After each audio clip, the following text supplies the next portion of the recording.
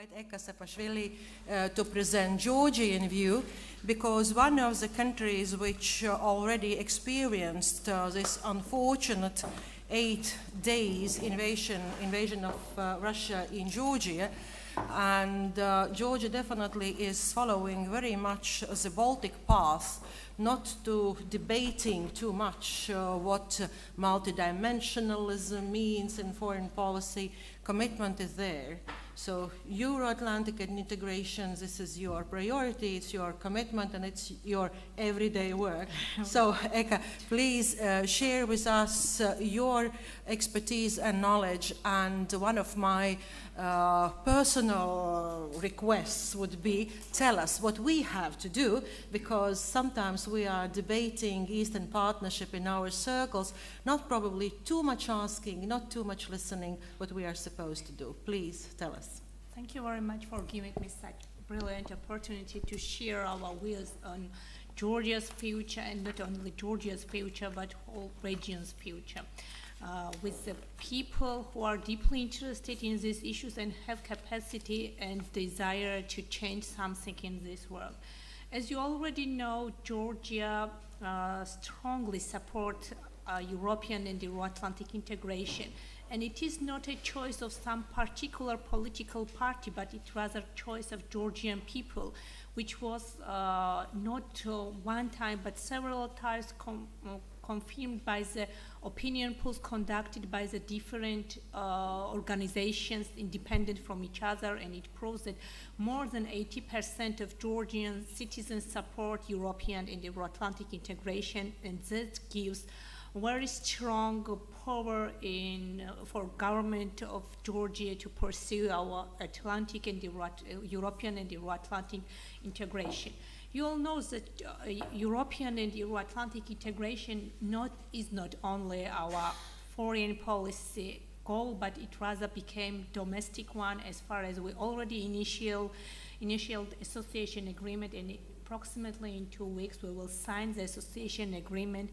And from this date, European laws and European directives will become our domestic ones, and we have to do a lot to transform all our needs and all our domestic environment, domestic law, and so on, to be compatible with the European Union and so on. But let me note it and state it that these transformation processes and these reforms, which concern every field of our society and our country's field, it concerns social policy, agriculture, environment, defense, foreign, and everything. Well, what can well, maybe I missed some of them, but every field of the country. It is not, we conducted all this reform not only because that we wanted to be integrated with the European Union and to became a part of this space, but it's our strategic goal and the aim of Georgian society and Georgian government. Recently, Georgian government adopted social economic strategy for 2020 and human rights strategy, which is fully compatible with this association agreement and its agenda. But all these developments and all these reforms will bear no fruits if the international peace and security arrangements will not be secured well. You all know that Ukrainian crisis put great challenges to international order and security. And as already ambassador have mentioned, that it is not only Ukraine and it is not only about Ukraine. It started long before, in early 90s, I can argue. For example, in 1993, when Georgia's territories of Abkhazia and Ossetia was first time occupied by the Russian power, and only in 2008 we have armed conflict on these territories, and it became officially recognized as occupied by Russian Federation. Now this policy has continuation in face of Ukrainian crisis, and it is challenges for NATO and for all international society and for European Union as well, and for leading advanced countries to adequately response to such situations when international security is in crisis and borders in 21st centuries are restructured from the a new point of view. So I think in this sense, international society must strongly condemn all this action, which is already doing by leading European and NATO officials and leading countries. But this is not enough, as we already seen, and more strong sanctions are needed, as already mentioned and was declared by the leading political officials, by the different statements. And it is real time for Russia to recognize that peace and stability and constructive cooperation is the best way to cooperate in the world and change this zero-sum game into game with win and win solution.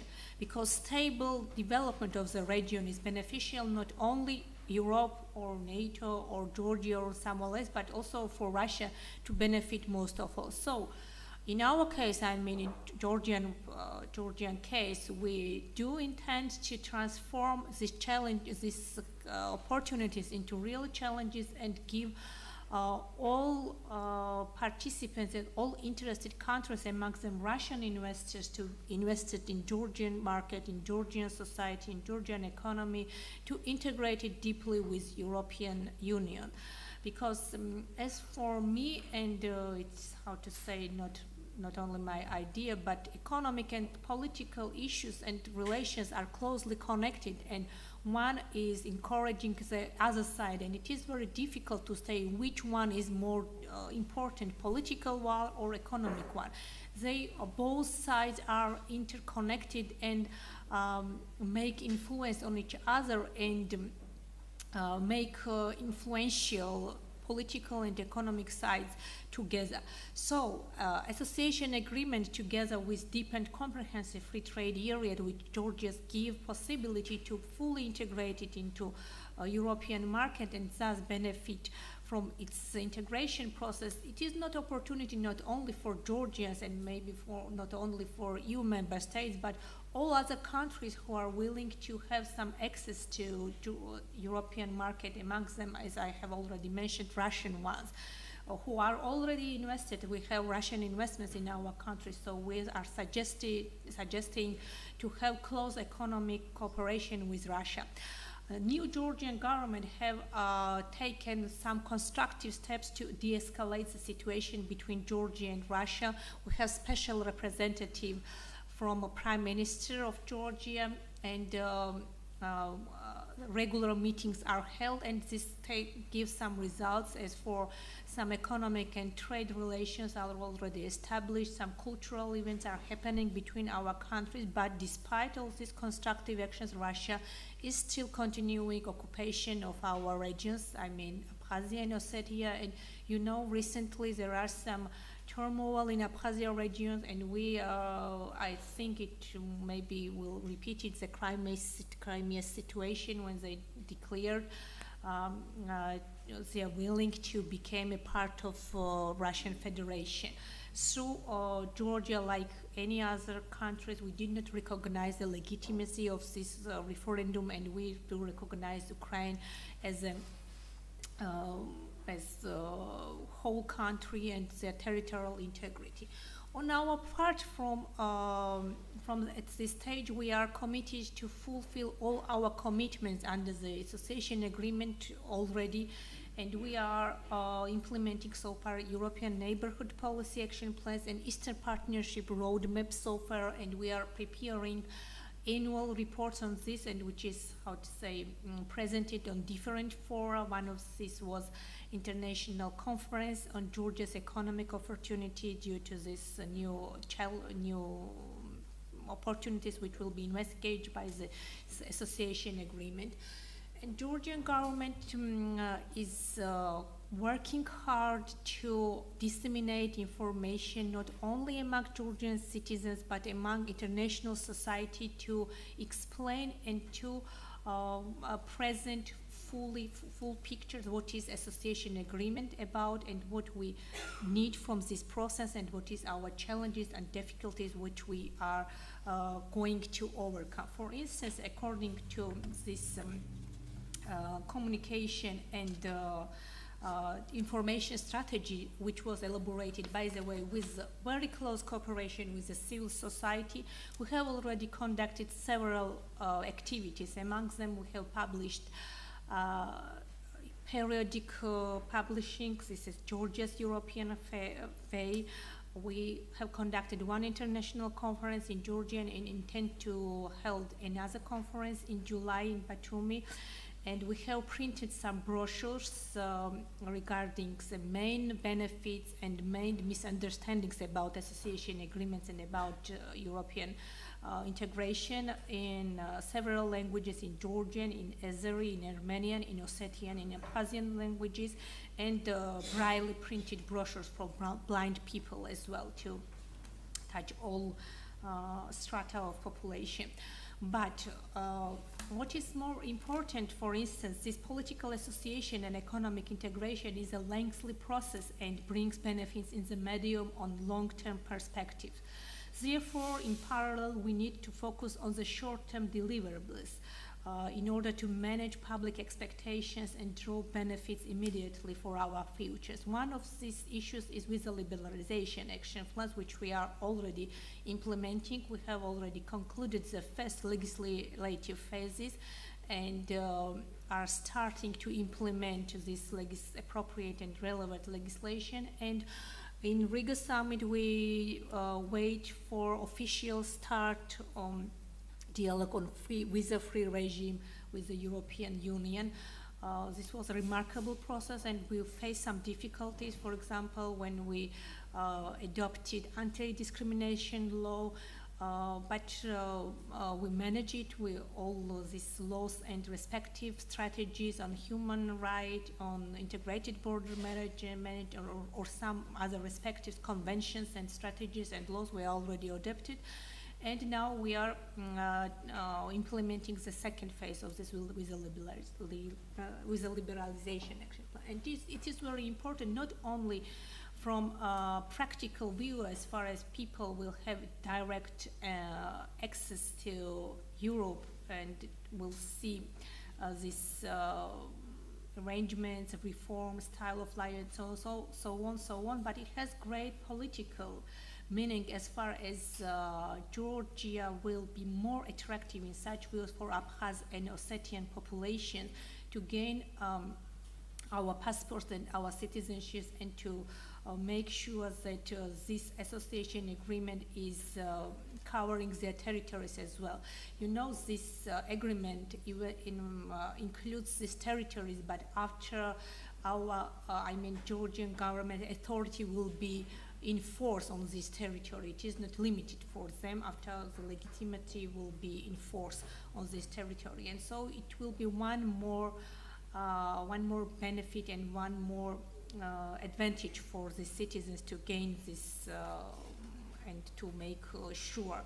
In this regard, we are closely cooperating within Mobility Partnership Program with EU member states, which are helping us to manage all these items, and we are, in this regard, call for member states to be more active in this initiative, especially on circular migration, which gives opportunity to Georgian citizens to be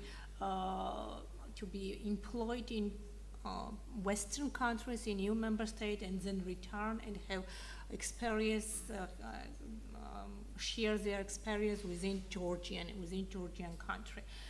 So Georgia at the same time is participate in EU crisis management operations under common security and defense policy, and it is very crucial for Georgia as well, as we are not only consumer of global security but contributor of this global security. Apart from this, we are contributing to the global security from our NATO SAF mission, and Georgian soldiers are fighting shoulder to shoulder with American ones and with NATO member states, and we are greatly contributing, and we have very hard losses in this process, and we do need some encouragement in this regard. What I mean under encouragement of this regard, in this stage of development, it is very essential for us, for Georgians, and I think for Moldova and for Ukraine as well, to offer us EU membership perspective, to open this perspective for us. We know that this process is long-term process. It will not happen immediately after years, nor Georgia, neither European Union is ready for another enlargement, but it's just about notification and confirmation that Georgia has a clear EU membership perspective according to the 48th article of the treaty. It is very important, as well as NATO membership action plan that we wanted to have it during this World Summit, so I don't know what it will happen, but really it does matter for Georgian society, and not only for Georgian society, but whole global society, to clearly demonstrate that Georgia's path of Eastern and European and Euro-Atlantic development is irreversible, and for Russia to know that international society is supporting us and is standing with us. In this regard, I do appreciate EU's policy more for more regarding targeting assistance and bilateral assistance from the EU member state. It is very important because you all know already that these reforms are very expensive in terms of financial resources and in terms of time. So it is very, very important to have this assistance, this targeted, not only financial, but expertise, experience sharing, and so on, so on. So I don't want to have too much time for my speech. I just conclude that we should act together in all directions and in fields to have results, which will result in the end in global security and in welfare of all populations, not only in our region, but whole international region. And maybe if there are some points that I have missed during my speech, I will pleased to answer your questions maybe after a little bit later. Thank you very much for your attention. Thank you, Eka.